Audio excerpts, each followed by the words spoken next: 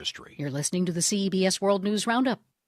We all hear the radio ads about the IRS. They tell you to be afraid, to be scared, and they try to frighten you into calling. I'm not here to do that. Tax Relief Advocates is different. TRA is here to tell you that if you owe money to the IRS, whether it's $5,000, $50,000, or $500,000, we have a solution. It doesn't matter if you're sitting in your car, at work, or with your kids. No matter where you are, call now. 800-497-0593. Don't lose hope. TRA can eliminate or reduce what you owe to the IRS. Generous programs are now available that can give you a fresh start. Our passion is taxes and helping individuals fix their IRS problems. We have over 1,000 5-star reviews on Google and an A+ with the Better Business Bureau. You don't need to be afraid of the IRS any longer. End your tax nightmare today by visiting us online at TRA.com or call 800-497-0593. That's 800-497-0593. Tax Relief Advocates. Real solutions for real people.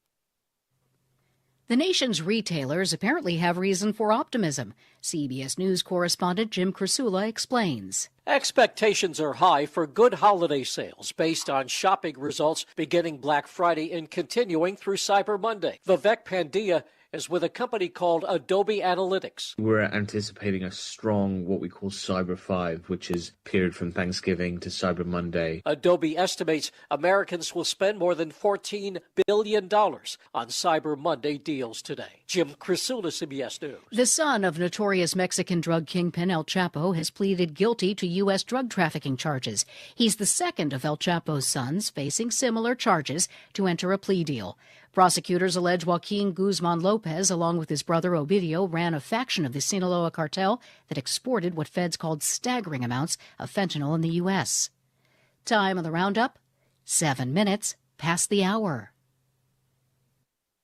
I remember brushing my hair and looking down and thinking, oh my gosh, do I have any hair left? I used to look at women with thick, beautiful hair and think, why doesn't my hair look like that? My thinning hair is making me feel so old. If you want thick, healthy, gorgeous hair, then you need hair volume from New Nordic. With clinically proven ingredients like apple extract, biotin, and millet, Hair Volume nourishes your hair follicles to promote thicker, healthier-looking hair. Say goodbye to shedding, thin, and dull hair, and hello to thick, healthy hair with Hair Volume. Since taking Hair Volume, the shedding has all but stopped. Now, instead of being jealous of other women's hair, I have friends who are jealous of mine. My hairdresser couldn't believe the difference in my hair. Now she's using Hair Volume too. Available as a tablet or delicious gummy, Hair Volume is available online at Amazon and NewNordicUSA.com, or find Hair Volume in the hair care aisle at your local CVS. A popular weight loss injectable has just gotten more affordable. CBS's Deborah Rodriguez with details. Eli Lilly says it's lowering the cash price of a single lower dose vial of Zepbound from $349 a month to $299 online. The list price is more than $1,000. The decrease comes just weeks after President Trump signed deals with both Eli Lilly and Novo Nordisk to make their GLP-1 drugs more affordable and easier to get a hold of. Lilly's agreement also calls for lowering the price of Zepbound pre-filled vials once it wins FDA approval. Deborah Rodriguez, CBS News. Zootopia 2 broke box office records with a massive Thanksgiving weekend opening. The Disney sequel earned $96 million in North America over the weekend and $156 million over the 5-day Thanksgiving frame. That's the World News Roundup Late Edition for Monday, December 1st, 2025. I'm Jennifer Kuiper, CBS News.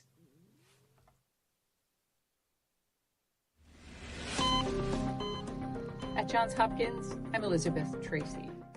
UNOS, the United Network for Organ Sharing, oversees much of the organ transplantation taking place in the United States, and how it manages this is currently under attack, with some proponents arguing that the system should be replaced by one with a profit motive. Johns Hopkins neurocritical care expert Adam Shiavi says, while the system may look unwieldy from the outside, it's really biology that determines who gets scarce organs.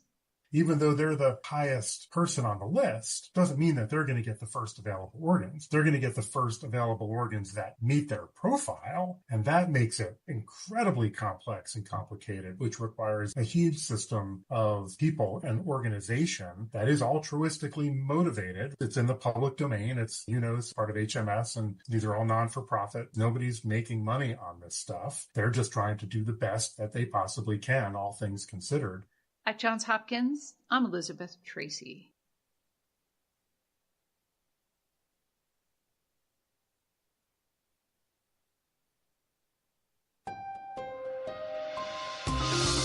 Protect your files from AI scrapers. This is Soundbites, and I'm Alan Davidson. You worked hard creating that file, writing the copy, composing the graphics. So why let AI bots help themselves to the things you create? What if there was a way to protect your work from AI scrapers? That's the idea behind Apex, the Advanced Document Security Platform. The idea is to make any content you create. The views and opinions expressed in this show are that of the show hosts, guests, and callers. They do not necessarily reflect the views and opinions of the staff and management of Wave 105 FM, Glimpses Media, or any of our partners. As we strive to provide quality, respectful, and engaging content, we welcome you to participate in the conversation. Thank you for tuning in to Wave 105 FM, the sound of Guam. Enjoy the show.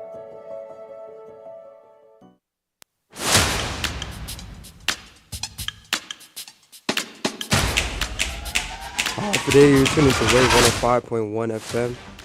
Right now we have Cop Talk hosted by Norman Adalista. This Cop Talk is sponsored by Burger King. BK Double Cheeseburger starts with a classic. Next up, Bacon Double and the new Rodeo Double BKU Rule. Enjoy the show. All right, thank you very much, Matt. I'm Norman Analyst, Public Information Officer with the Guam Police Department, and with me in studio is Sergeant Paul Tapau, who obviously is not a stranger to the airwaves. In fact, he served as the Public Information Officer some time ago, and he has also hosted Cop Talk. So this is like you coming back home, sir. Hey, Alfade, thank you for having me. Yeah, it's good to be here.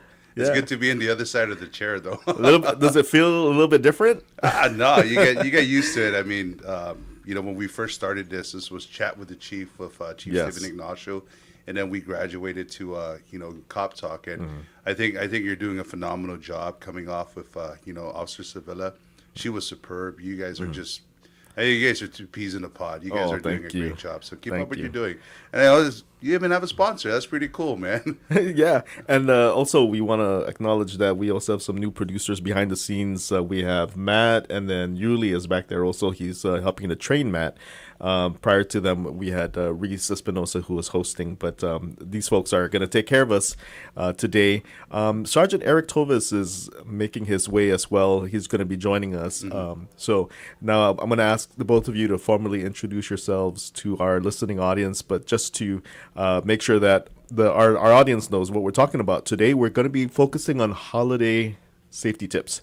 And, of course, with the Guam Police Department, our jurisdiction extends throughout the island, and the activities we are participating in or monitoring will include home safety and, of course, safety on the roads and even at the different retail establishments. So we're going to dive into those tips in just a bit. But for now, Sarge, if you don't mind, just sharing a little bit of background for yourself and the Guam Police Department. Oh, great. Thank you for that. Half a day, everybody. My name is Sergeant Paul Tapau with the Guam Police Department's Auxiliary Service Division. I'm also with the Office of the Community Affairs. I do a lot of things in the community, so I've been blessed. Chief Stephen Ignacio has been affording me the opportunity to continue to provide the services and with our community-oriented policing strategy. And of course, that's the approach in which we are trying to hopefully achieve within our 5-year plan up at the office, and working closely with the community, working closely with our community partners, more especially being able to provide the platform and the information on how we can keep our beautiful island safe, and just crime prevention everywhere and anywhere we can, in the schools, on air, on demand, in social, and of course up close and personal, and providing these types of information. I think starting off the holiday right. I think this is ideal in providing holiday safety tips, especially that we are going to start celebrating the holidays. Or if it haven't started already. Yeah, I think we're getting the full swing of things with that. Yeah, most definitely. So Sergeant Eric Tovis is going to be joining us. He's representing the Guam Highway Patrol Division. We're going to save that conversation for him when he gets into the studio. But for now, Sarge, I know that you'll have plenty to say about what we can do to keep our homes safe.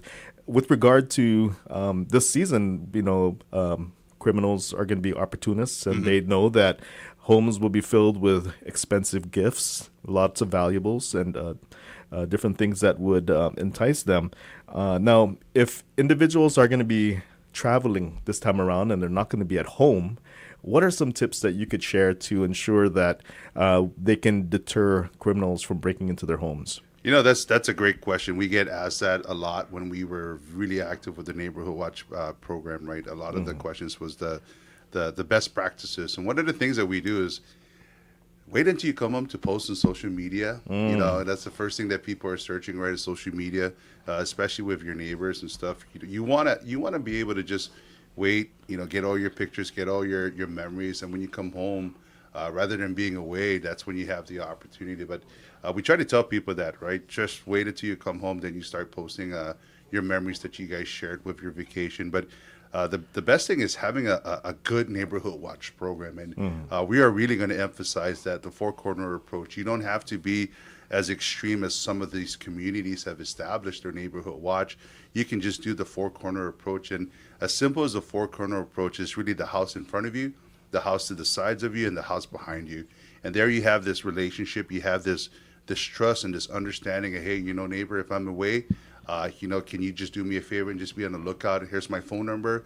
In the event, here's my next of kin, or here's my immediate contact. Being able to provide that information. But it has to build, the first relationship has to be trust. And being able to establish that four corner, I think that's gold. That you can have all the high-tech security devices, but if you have eyes and ears actually fixated within that perimeter, you're good to go. But like I said, try not to post things online when you're out and about. Is establish that four corner approach, and just do many different things and show activity where you're at.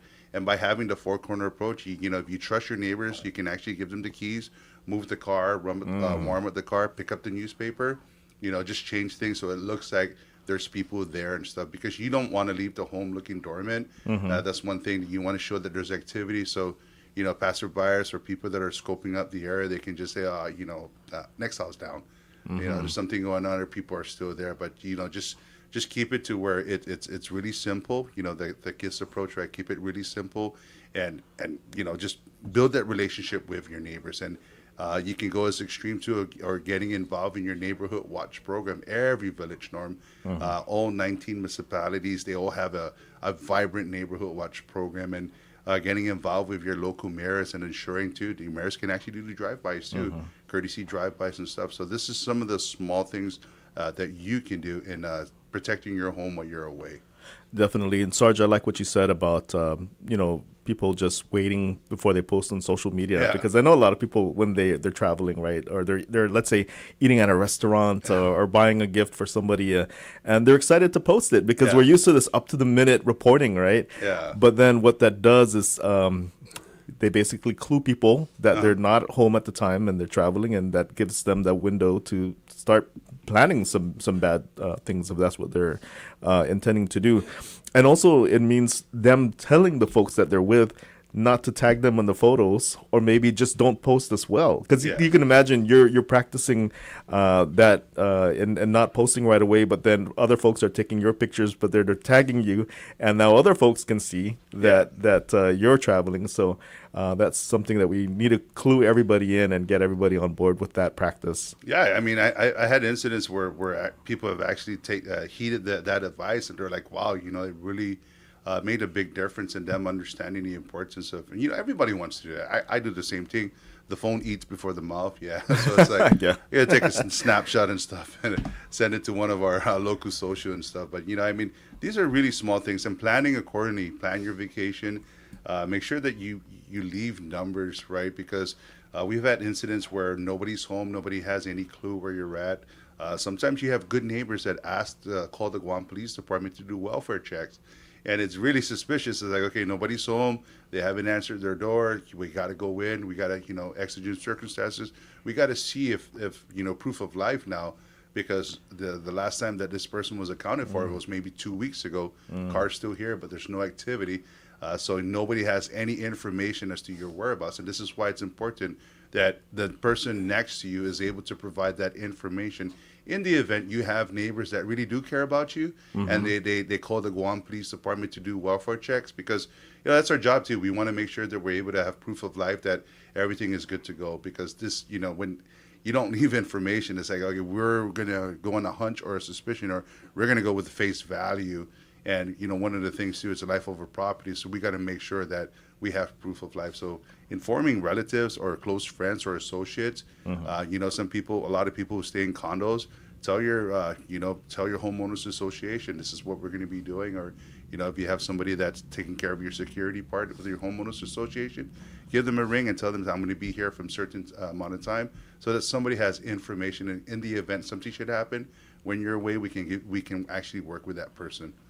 So, Sarge, in the event, let's say, and this is not unusual, this happens in certain situations where people are living in neighborhoods but don't really know their neighbors. I feel like we're growing up in a different time. When I was growing up, we knew all our neighbors, but I also noticed now it's not unusual that you could literally be living next to someone but not really know them and don't have that sort of relationship where you can say, hey, I'll check up on your house, can you check up on mine? So let's say that's absent from the picture. What else can individuals do to make their homes look like someone is in there? Would that be timing lights in the outside, in the inside, doing other activities to make it look like someone's home? Yeah, you can do that. You can do that. A warm body is always the best approach, right? Yes. When they see that, it's like, okay.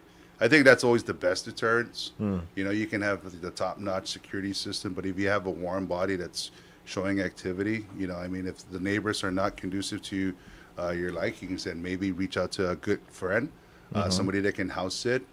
House sitting is really a lot of people are looking for the best approach or the best practice, but finding somebody that can actually be there and stuff. You can do so many things. We have so many security devices, not to name any of the products, but it's out there. It's really to your liking and to your lifestyle and what works best for you.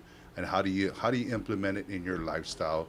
Fortunately for me, where I stay, it's family, and we have a tight neighborhood watch group because, it's everybody there is pillar family. So, everybody's checking on one another. But, that has been questions that was asked in other neighborhood watch, within the community. What if I don't have a relationship with my neighbor, or what if my relationship is sour? And I think going above and beyond is really looking for somebody that you trust, that you can have a warm body, either house it or just do periodics within your home. So I think that's the best approach that we can do. And Sarge, so that applies to a situation where someone is traveling for an extended period of time, but also we don't want to take for granted that let's say you're just going out for the evening, that you don't want to practice some safety tips as well. What would be some of those for short-term deterrence? I'm always going to fall back on the neighborhood watch program, but if you do have I seen some high tech interior security devices where it comes to the phone and people are able to monitor that at real time. And we were very blessed. We had one incident where I was the acting public information officer at the time when you were away, and we were actually getting assistance from a neighborhood watch group within a village and the local mayor and the precinct and the responding units, because they were giving us real time from their home security system via. And they weren't even home, so they're like, yeah, just tell your officers to go by the trampoline and go down that stairs, and you can find the other door. So that's pretty cool. There's a lot of things out there. Technology is going above and beyond. I've seen some ingenious plan where they put it on a fan and it just circulates, and they have that panning approach, and the fan is the one that's providing that optic scan approach. But there's many different things. You just got to shop and find what's conducive to your lifestyle and see if that works for you. Like I said, dogs, neighbors. My Auntie Tita that used to be stay near me, she was the best neighborhood watch will stop every car. You don't live here. What is your purpose, and how can I help you? I'm like, okay. Now, Sarge, some homes have, well, there's a lot of beautiful homes on island, of course, and sometimes folks. Hey, Sergeant Eric. Hey, Sarge. Sergeant Eric Thomas is joining us. Thank you, sir. We'll make sure that we properly introduce you, but I'll just complete my thought here on this one.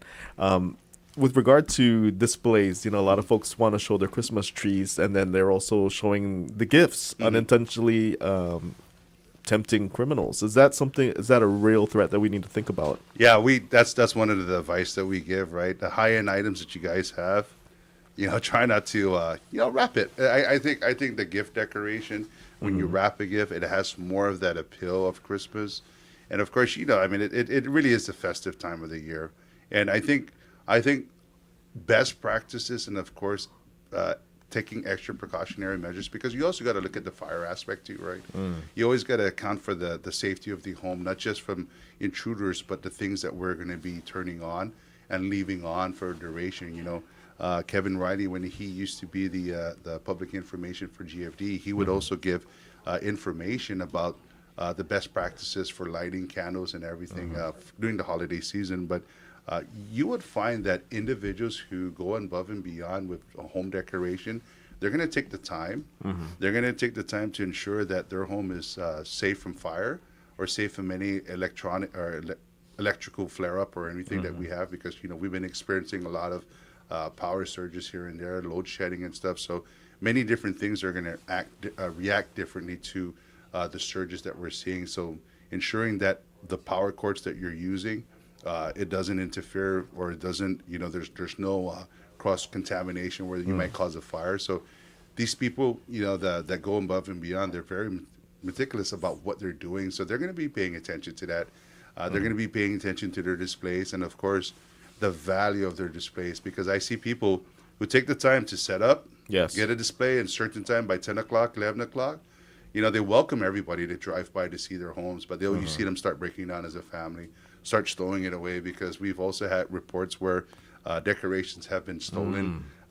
People are like, well, I left this out here for the people to see and enjoy, and here's, they wake up and they find some of the items, or a lot of them are gone or been stolen. So they'll take the time to put things away, to stow them away, and of course, they'll go through the same process for 25 days, or, if you're Filipino, all the way to January 6th, right? If you're Filipino, you would have started in September, actually. Yeah, you would have started in September with the lantern, the paper lantern.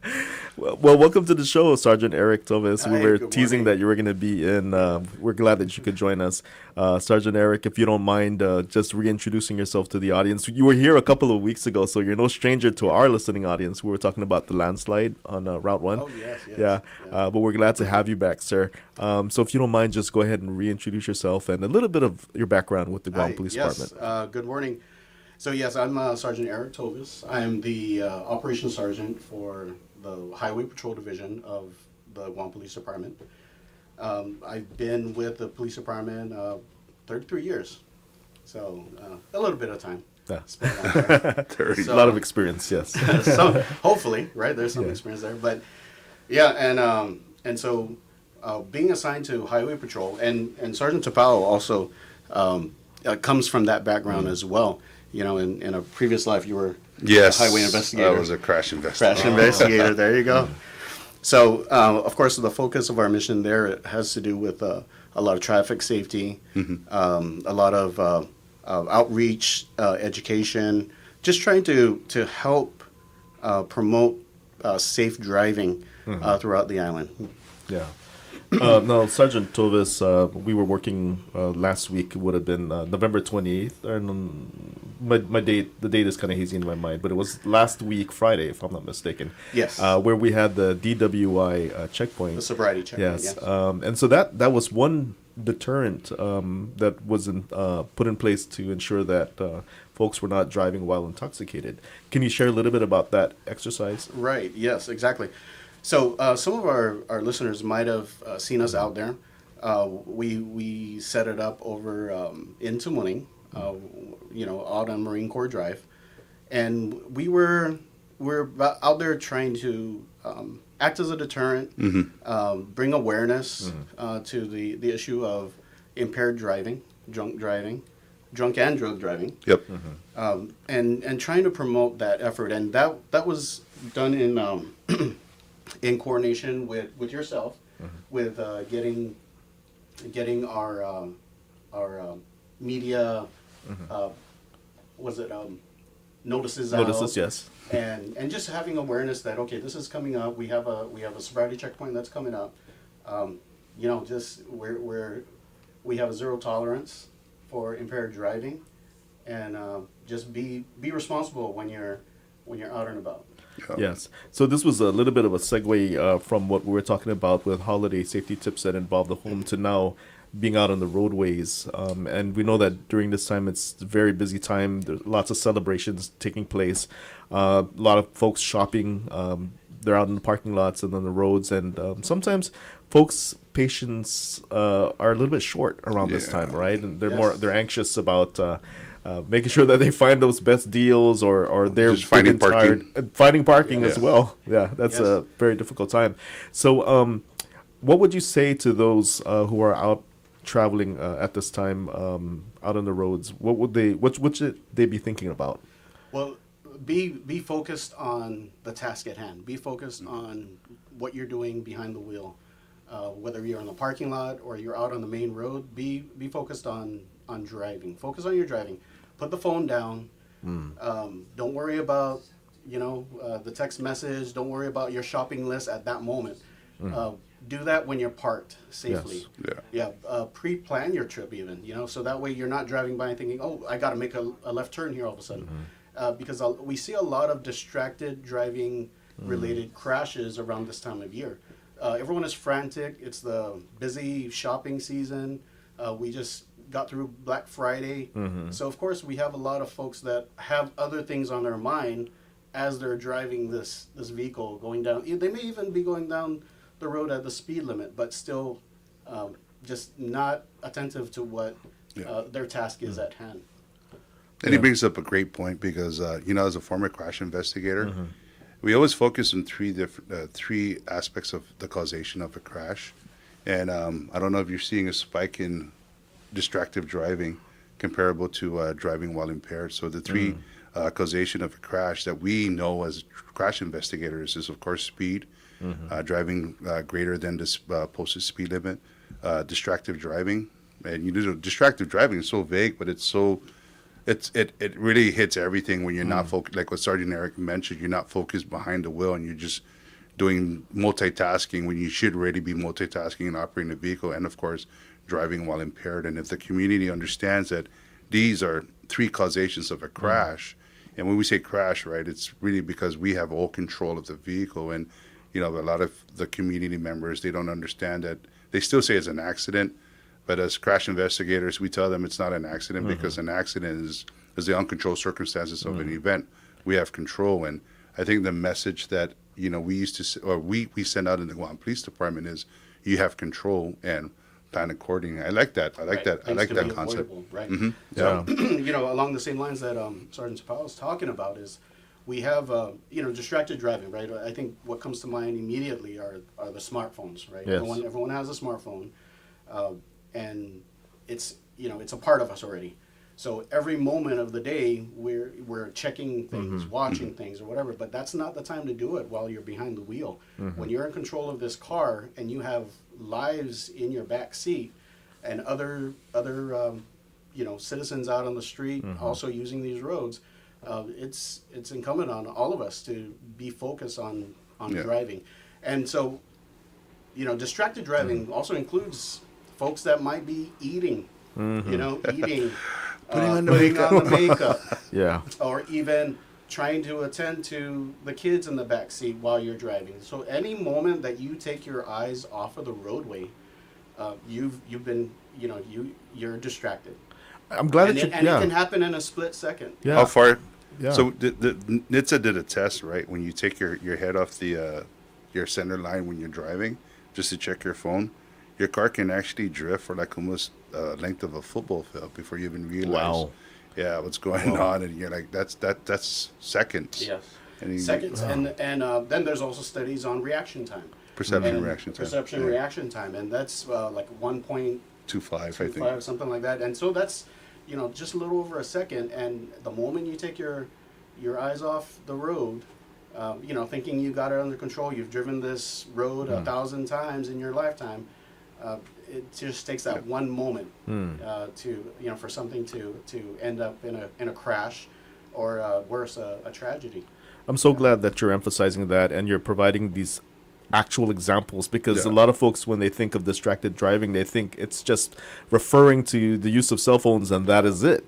But as you stated, examples like putting on makeup, the kids in the back distracting you, it might even be fussing with your music, lighting your cigarette, looking for your vape, and eating and drinking too. The one that gets me is the where they literally, like, they're driving and they're like, they're focused on the drop mirror and the visor mirror and stuff. And I get it, right? It's designed to put in front, but that is really, that's the most dangerous thing, is when, like Sergeant Eric emphasizes, that you're not focused. And when he mentioned the perception reaction time, that 1.25, or I think it's 1.3, they may have changed it. It's just, you realize that there's a threat. Now you have to react to it. Right. And that's based on someone that is paying attention. Yeah. Wow. Yeah, and an unimpaired driver. I see.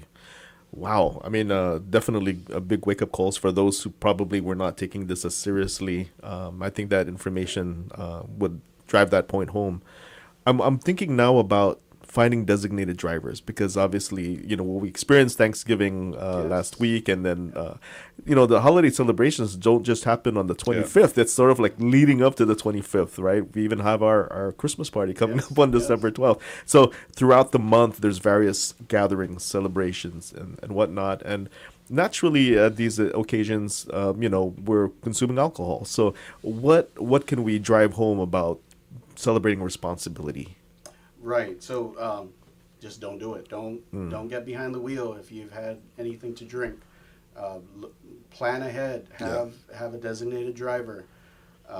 We have taxi services. We have, I think Guam Behavior Health and Wellness, I think they're going to be launching their something together. They usually do, yes. I think they collaborate with Togi too, Togi Guam. So that's a great resource. So some of the resources they have. Years ago, GPD used to participate with Safe Ride Home. Safe Ride Home, or I forget what else they called it, but it was basically you phone our dispatchers, they'll connect you to someone that will coordinate a driver.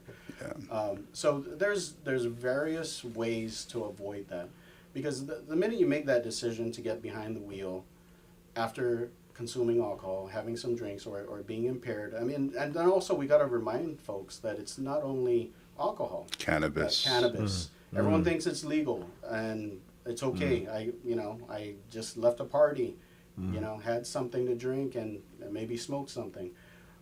You're taking a big risk with your life and the lives of others out on the road. When I used to be the PIO, my end tag will always be give the gift of life and designate a responsible sober driver, right? And hence the word responsible, because of the fact that you took that time to ensure that you are being mature and responsible enough to designate a sober driver.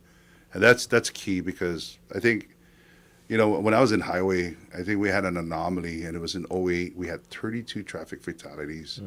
90% of that were all alcohol related. And it breaks my heart, because our efforts at highway is to really save lives. I mean, we're lifesavers. We're literally lifesavers, because all the campaign, all the educational outreach is to empower the thought process of the drivers. I mean, as young as 16 to where they get their intermediate driver's license, to as old as that will permit you to drive. It's really being responsible in the roadways. And when you have an anomaly where there's 32 traffic fatalities and 95% of that is alcohol related, it goes to show that this is preventable. I mean, this is why I left highways, because my PTSD is just kicking inside. It's crazy, but it's the holidays and people are going to celebrate. But we celebrate the right way. Give the gift of life, designate a responsible sober driver, and that's the best advice that we can give. I mean, we're not saying don't celebrate. You don't need to celebrate, but just do it responsibly. Right. If you're hosting a party for family and friends, have that talk. and plan ahead and have folks ready to assist, right? Or just say, hey, you have someone here that's under the age of 21 but can drive. There you go. There's your designated driver for the family. It's better to have that talk and have that plan than the alternative. Absolutely, yeah. And then you added 2 extra descriptors to designated driver: responsible, sober driver. So that's key there. Yeah. I mean, it's not. I just had one drink and I'm the sober driver. No. It's zero. It's zero drop because I mean, it's DWI is impaired. It's it's not driving while it's impaired, driving while impaired, and they need to understand that impairment is really your reaction time decreases now. It's not heightened like when you're sober. So it's I mean it's as a traffic investigator, I really dreaded knocking on doors, waking people up at 3:00 in the morning to come out and identify a body. And people say that this is a little bit too graphic, but they need to see it. They need to see the consequences to the choices. Yes, those are the consequences that many people don't understand or don't realize until it happens to them. Yeah. And the thing we're dealing with is alcohol is legal, cannabis is legal. Everyone thinks there's no rules basically. But no, there are consequences, and unfortunately deadly consequences at times when you're dealing with impaired drivers.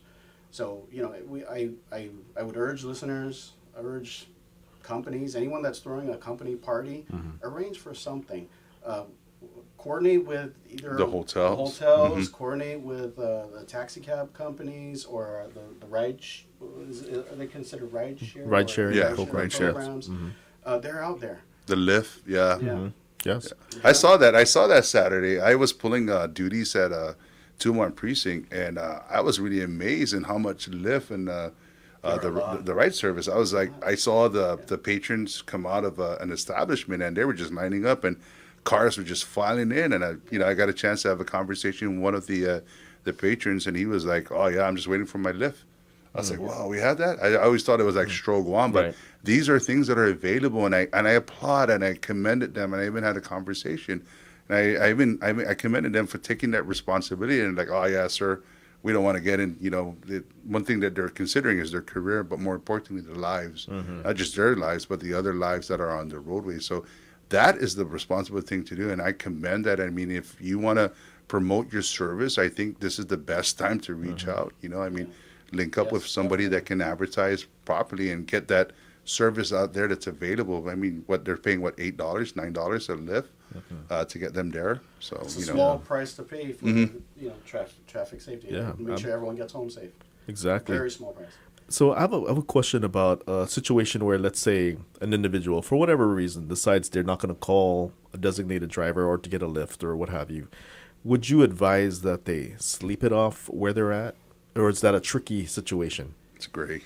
Yeah, it's great. It is great. Yeah. I would recommend that they just do not get out on the roadway at all. If they can stay, for instance, if they're at a friend's house, stay there. Just sleep it off there at the friend's house. The only time you sober up is time. Yeah, whether you say I already took a nap or I slept it off, you didn't sleep it off. It takes time for the ethanol to release from the body. So the way you release it is preparation, urination, or other ways of your body secreting it. Yeah, it's just your body just has to metabolize it. Yeah, there's no other way around it, and that just takes time. Yep. There's no way. So if they're in a business establishment, we wouldn't necessarily say, sleep at the parking lot. That's not something. Tricky. So there's other safety issues. I see. Along with that, and then plus the hotel establishment, the security, they may be liabilities, right? So they may not allow it. But if that's the only thing you got, then stay there. Do not get out on the road.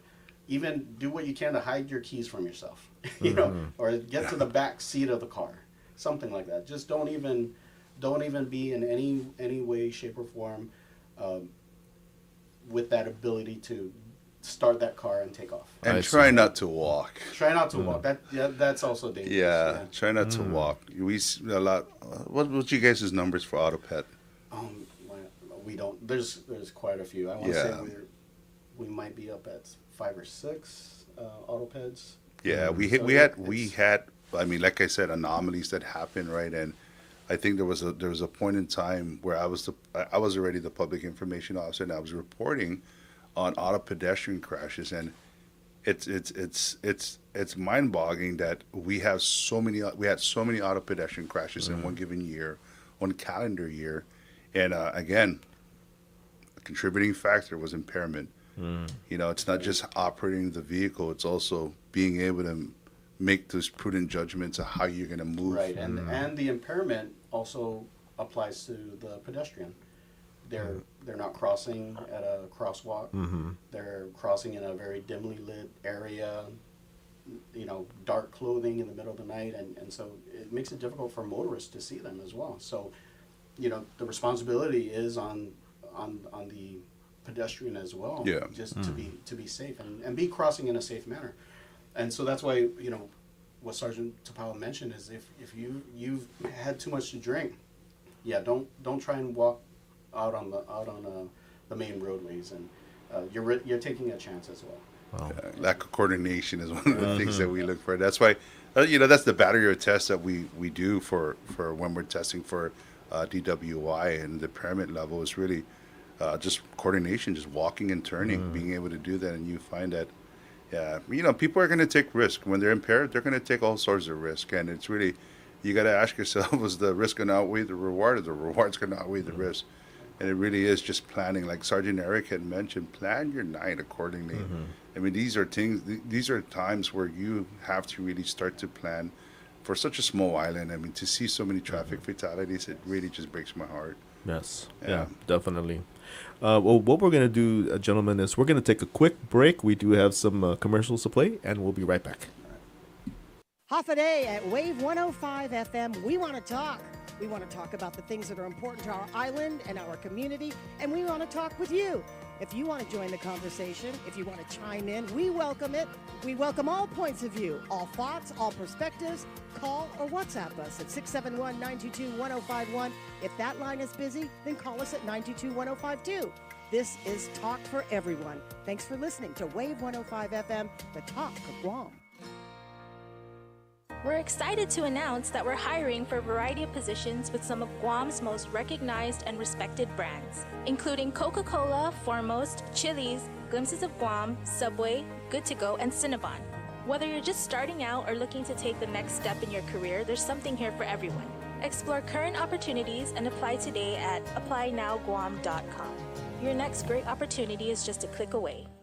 Hapade Guausi Pali Suba. Don't forget to catch The Bright Side every weekday afternoon from 2 to 6 on Wave 105. From big laughs to big issues, if it's happening on island, we're breaking it down with island leaders, business owners, and you. Take a break from all of that shade and join The Bright Side on Wave 105. Hats Tinting and Detailing offers premier services from complete interior cleaning and VIP detailing. And to keep you cool, Hats also offers factory, ceramic, blacked out, and base-approved auto tinting. For more information, call 647-SLAM. Buenas and Alpha Day, it's Damon Michael, your GDOE PIO. Make sure you tune in every Friday at 10 a.m. for our agency's Educuento series, where we give you the latest and greatest from the Department of Education. Parents, did you know that if your baby has a hearing problem, their speech and language can be affected? In fact, babies with hearing problems may have trouble learning and communicating their needs. If you are concerned about your baby's hearing, call 311 Monday through Friday from 8 a.m. to 5 p.m. excluding holidays for resources and information.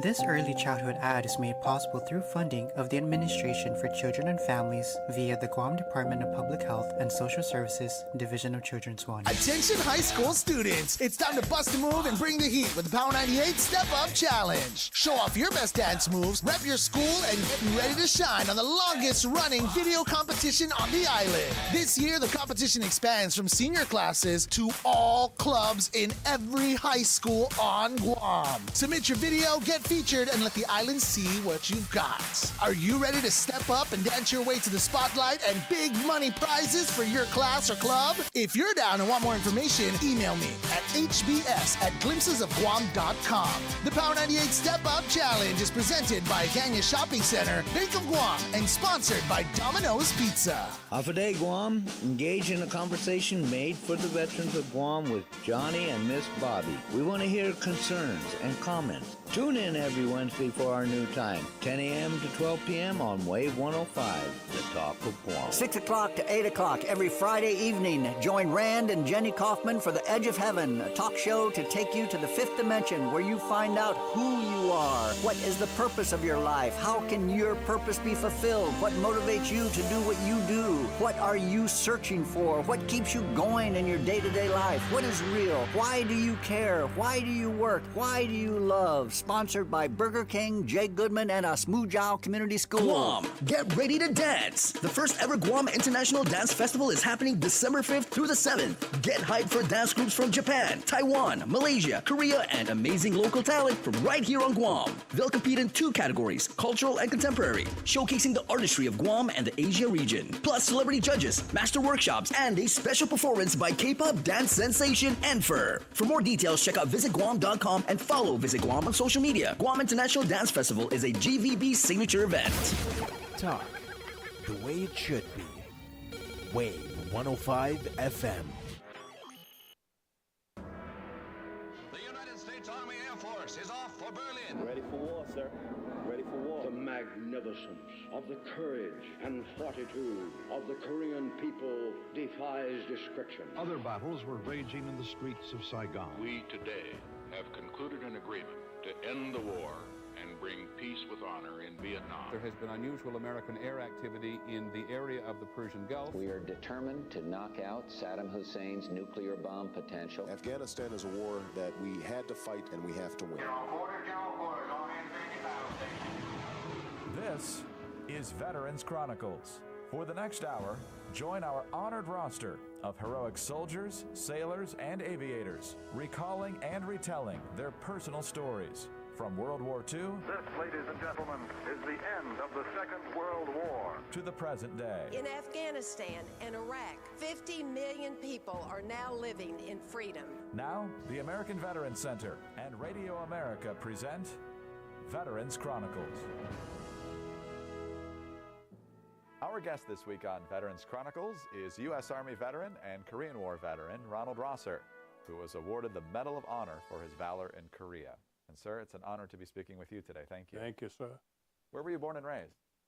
I was born in Columbus, Ohio, and I was raised in southeastern Ohio. I'm the oldest son of 17 children. 17? Uh-huh. Wow. And how, what's the age range? About 18 years. Oh, my. When I turned 17, I left, joined the Army, and the rest of my brothers and sisters, most of them were small, and they never knew me. I was a rumor to them, so I never come back for years. Being the oldest of that many kids, there's probably a lot of responsibilities you had at a pretty young age. I did. I was always getting in a fight. So you joined the Army right after World War II to begin with. Well, actually, about 2 months before it was over. Okay. Uh-huh. And you stayed. Because the war wasn't over officially until 31 December 46. The fighting had stopped for the most part in August, and but there were still holdouts in both the mountains of Europe and the islands in the Pacific. So they never declared it officially over until they took care of those problems. Understand. So how long were you in the first time? 3 years. And what did you focus on then? Where were you stationed and what were you doing? I was in the 82nd Airborne. I went in the 82nd Airborne when I was right after.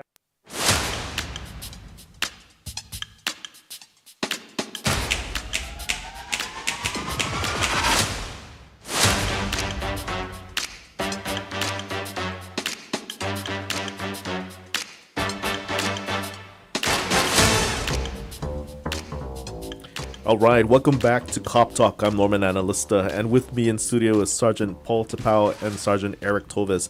And we were sharing some holiday safety tips, and I'm going to switch gears a little bit because we probably have less than 6 minutes before we wrap up the show. Time just flew by really fast. Great conversation. One thing that I wanted to talk about, sirs, is a situation where people are shopping. And, you know, they're distracted. So they're in the retail establishment and they get distracted and they find that someone lifted their purse or, you know, cash has been stolen from their wallets or what have you. What sort of advice would we give to people to be more situationally aware? Well, you know, first off, and I do this with my family, my kids, I tell them, be aware of your surroundings, first of all. Be mindful of where your bag is, your wallet. If you're carrying anything into a store or restaurant, make sure you're leaving with it. Look around before you leave it, because a lot of instances like that, right, crimes like that, are just crimes of opportunity, because someone got careless, left their belongings behind on a shopping cart or on a bench at one of the stores, and left. And by the time they came back, it's gone. And the only recourse at that point is to check with the store security, find out if they have camera footage, and hopefully capture footage of whoever took this. And unfortunately, we don't have a whole lot of good Samaritans that would spot that and turn it in. But it's worth a try to check if there's anything turned in with lost and found. But primarily, just be aware of your surroundings. Don't be glued to your cell phones. I tell my daughter that, my seventh grader, because that's her new device, and of course she's glued to it. Yeah. She's pay attention. She's like a character from The Walking Dead. Right? It's like my kids. Yeah, and so they're not really, it's not until she finally looks up and is like, oh, where are we? Right? She's just following along. Or even in the vehicles, they're glued to anything other than what's around them. But being aware of your surroundings, being aware of where your belongings are, it's just being cautious. We're talking about inside establishments, but when you first get there, be mindful of where you're parking. Of course, you want to know where you park so that you get back to your car at the end of it all, but park in well-lit areas. Don't take that chance of parking further down the street and on the corner where you're out of sight.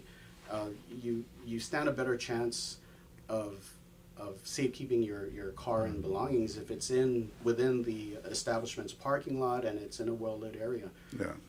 Just take that extra time. I know everyone is going to be in a rush, but these are things that I stress with my family, even friends.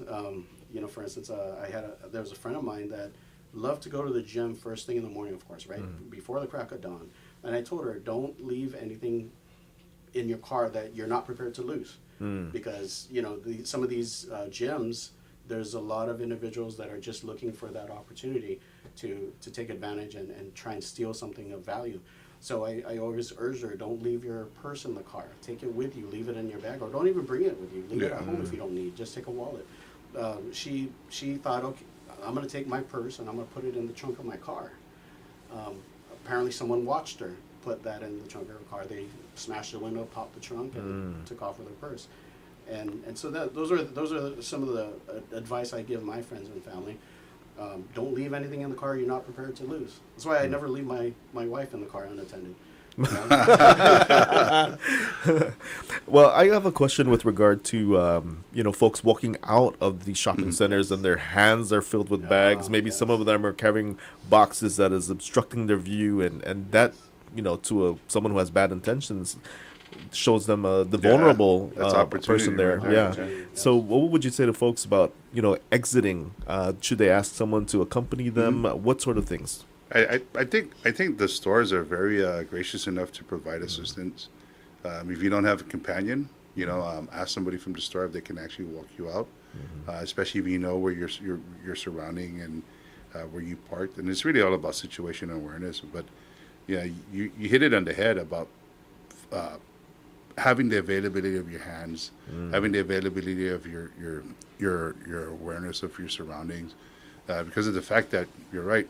People are going to see that as you're vulnerable, and it'll probably take you a good 3-4 seconds just to react what's going on. You'd be like pretty much either stuck in the mud or deer in headlights before you even process like, oh shoot, I'm being robbed. Just the reaction already. The perpetrator has already fled. So do your best. Do your best to really plan how you're gonna. It sounds corny, but like what Sergeant Eric said, these small things make a big difference. What I like to do, I tell my wife and my kids, is hit the alarm button. Draw attention to you so that people can actually see what's going on, and just click it and click it off. And that just keeps you having your hands or your keys available, putting your cell phone away so that you're focused and you're paying attention. Even though it's from point A to point B, from the door to your car, people have that tendency, and I see it all the time. I'm like, man, they don't know what they're going to get themselves into in the event something should happen, right? And it's better just to be prepared, just to be aware of your surroundings. But there's stores that will avail the assistance in the event that you need something large to carry out and stuff. But you're right. People are going to get into the mood. People are going to get into that mind frame, and it's just really, I got to go to the next store. They're not thinking what's happening now, what's going on to now. It's I got to go to the next store. I got to get this and I got to get that. So yeah, just stay focused. Yeah. Right, thank you for that. We're going to wrap up the show. I'm going to offer Sergeant Eric Tovis the opportunity to say a few words before we close out the show, and then Sergeant Paul Tafau. Sure. Okay. Yeah, and based on our earlier discussion and just what we've seen in the past, we want to stress, just be mindful of how you're celebrating. Be responsible.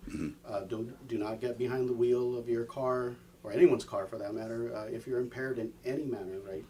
If you had anything to drink, let's just put it that way. If you had anything to drink, you're already impaired to a certain extent. So do not do it. Don't take a chance. Phone a loved one to pick you up.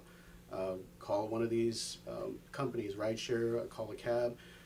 Like I mentioned earlier, this is a small price to pay to get home safely. Yeah. All right, thank you, Sergeant Paul. I'll just echo what Sergeant Tovis had mentioned. Give the gift of life and designate a responsible, sober driver. Just, enjoy your holidays. Merry Christmas to everybody, and let's just be safe. Do our part. All right, thank you. All right, so thank you again to Sergeant Paul Tapau, Sergeant Eric Tovis, and to Yuli and Matt behind the scenes. We appreciate the work that you do. I'll see you next week on Cop Talk. But has given a thumbs up and moved his toes today. White House Press Secretary Caroline